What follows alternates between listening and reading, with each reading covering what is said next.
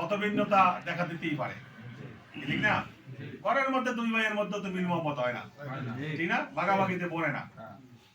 ভাগাভাগিতে না বললেও দিন শেষে কিন্তু দুই ভাই এক জায়গায় বসে। কিন্তু আমাদের পরিস্থিতিটা হয়েছে যে এক জায়গায় আর বসার মতো সুযোগটা এখন মিলতেছে না। কেন? এই কারণগুলো আপনাদের জানা দরকার।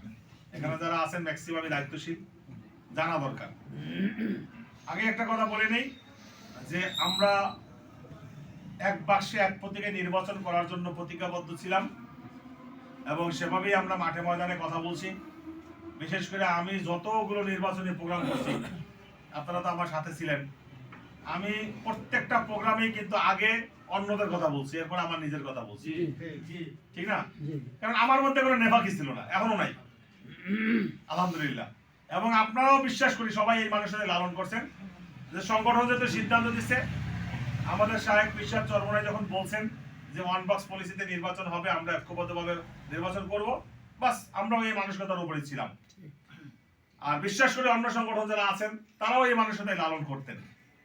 কিন্তু একটা পর্যায়ে গিয়া হয়তো আমরা একত্রে থাকতে পারছি না।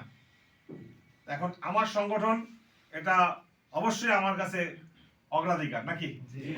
আমাদের মতন আমির আমাদেরকে যে সিদ্ধান্ত দিবেন সেই সিদ্ধান্ত আমার কাছে অগ্রাধিকার পাবে, তাই স্বাভাবিক।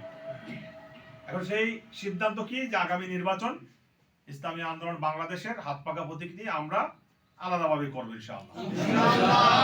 সাংবাদিক সম্মেলনের মাধ্যমে আপনারা সেই ঘোষণাও পাইছেন।